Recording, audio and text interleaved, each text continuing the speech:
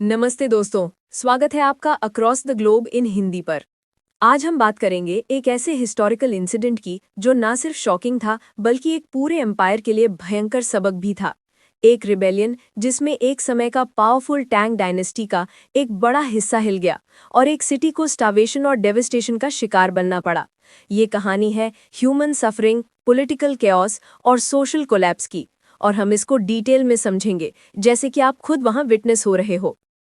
Initial attacks के समय अनलुशान के ट्रूप्स हाईली डिसिप्लिन्ड और स्ट्रेटेजिकली प्लेस्ड थे। लोकल पॉपुलेशन सडनली फेस करते हैं लूटिंग, आर्सन और surprise attacks.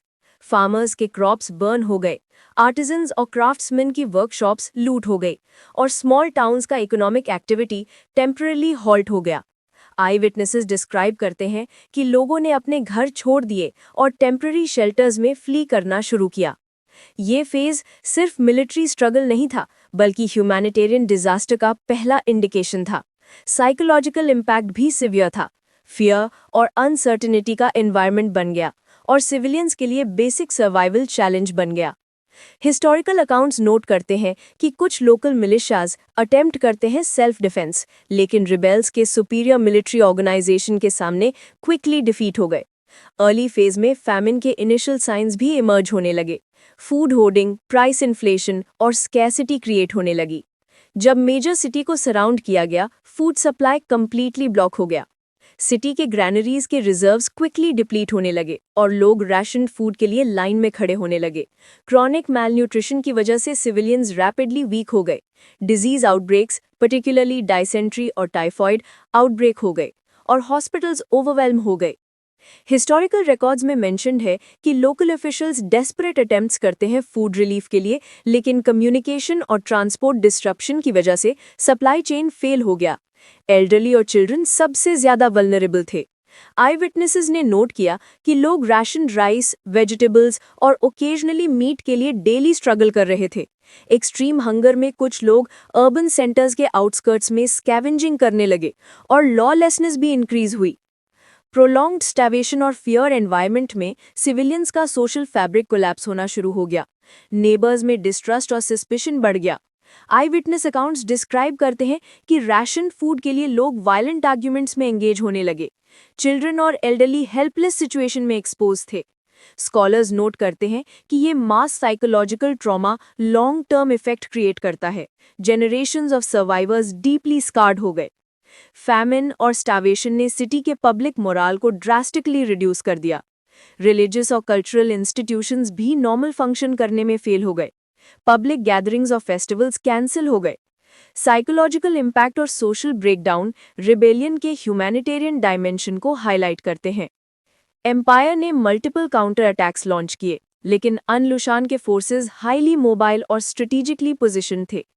Large scale battles के दौरान गवर्नमेंट ट्रूप्स के लॉजिस्टिक्स डिसरप्ट हो गए, रीइंफोर्समेंट्स लेट पहुंचे और रिबेल्स के स्ट्रेटेजिक एडवांटेज मैक्सिमाइज हुआ। मिलिट्री हिस्टोरियंस नोट करते हैं कि प्रोलॉन्ग्ड कॉन्फ्लिक्ट की वजह से सिटी के सफरिंग का स्केल और बड़ा हुआ। बैटलफील्ड स्ट्रैटेजीज इंक्लूड करते हैं एम्बिशेस, फोर्टिफाइड पोजीशंस और कोऑर्डिनेटेड असॉल्ट्स। गवर्नमेंट फोर्सेस के कम्युनिकेशन लाइंस कट हो गए और सप्लाई कॉन्वॉयज इंटरसेप्ट हुए।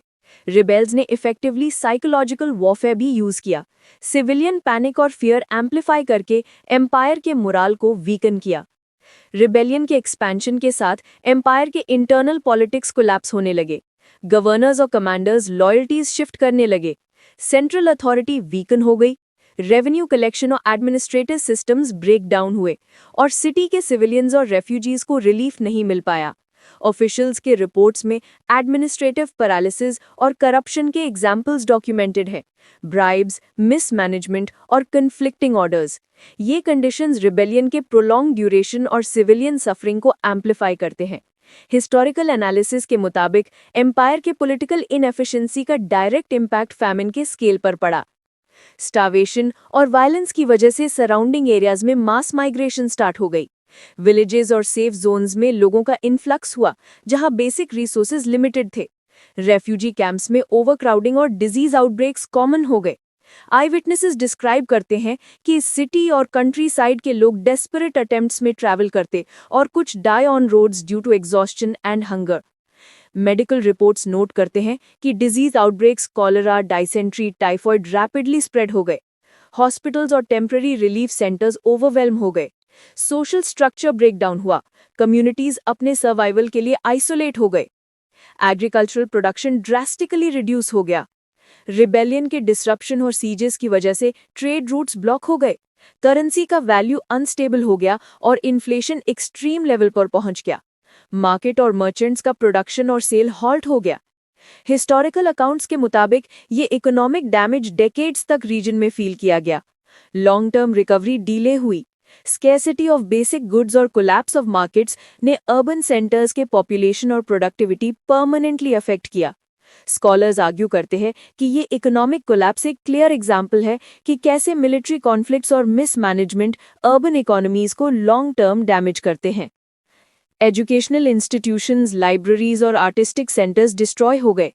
रेफ्यूजी क्राइसिस और डिस्प्लेसमेंट की वजह से कल्चरल ट्रांसमिशन ब्रेक हो गई। सोशल कोहीजन और कम्युनल हार्मनी डिटीरियोरेट हुई। सर्वाइवर्स और नेक्स्ट जनरेशंस के लिए डीप साइकोलॉजिकल स्कार्स क्रिएट हुए। स्कॉलर्स नोट करते हैं कि ये डिसरप्शन टैंग डायनेस्टी के कल्चरल अचीवमेंट्स पर परमानेंट इम्पैक्ट डालता है। आई विटनेसेस मेंशन करते हैं कि रिलीजियस सेरेमनीज और फेस्टिवल्स कैंसिल हो गए। आर्टिस्टिक कमीशंस और एजुकेशनल प्रोग्राम्स सस्पेंड हो गए। ये सोशल और कल्चरल वॉइड रिबेलियन के आफ्टरमैथ में क्लियरली विजिबल था। टैंग डायनेस्टी के ऑफिशियल एनल्स और गवर्नमेंट रिपोर्ट्स के मुताबिक सीज और फैमिन के दौरान अर्बन सेंटर्स का इंफ्रास्ट्रक्चर हेविली डैमेज हुआ। आर्मी रिपोर्ट स्ट्रेटेजिक मूवमेंट्स और लॉसेस डिटेल में नोट करते हैं। लोकल ऑफिशियल्स के मेमोरेंडा डॉक्यूमेंट करते हैं रैशनिंग एफर्ट्स, डिजीज आउटब्रेक्स और मोर्टेलिटी रेट्स।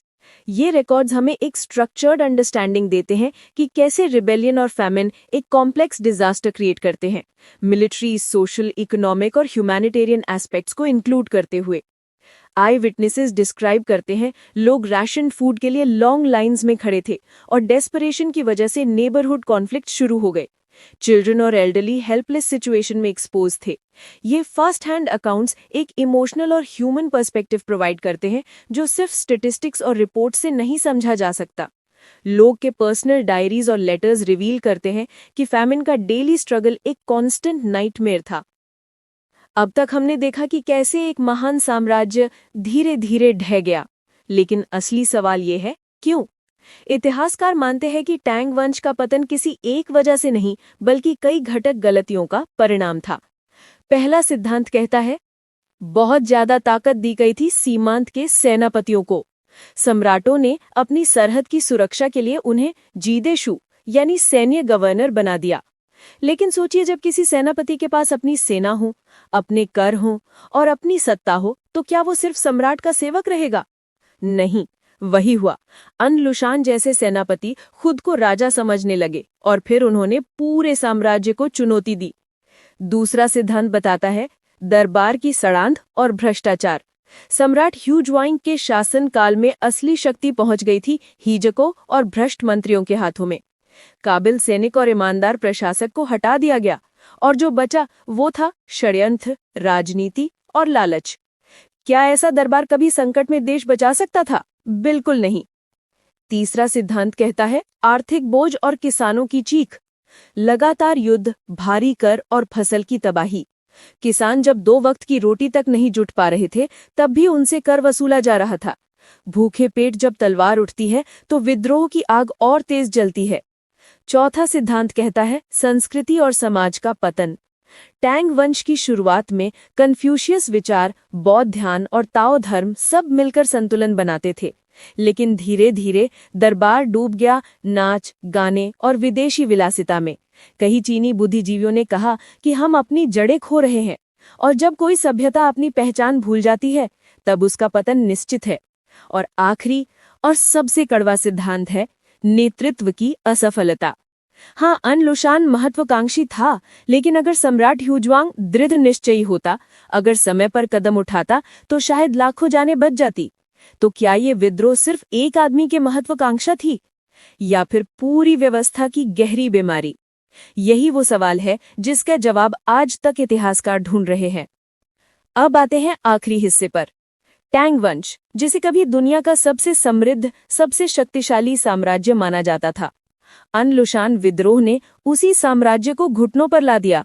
नतीजा क्या हुआ? करोड़ों लोग मारे गए। लेकिन मौत सिर्फ तलवार से नहीं आई, वो आई भूख से, बीमारी से और व्यवस्था के टूटने से। इतिहास हमें हर बार एक ही सबक सिखाता है, जब सत्ता कुछ लोगों के हाथ में सिमट जाती है तब बर्बादी तय है।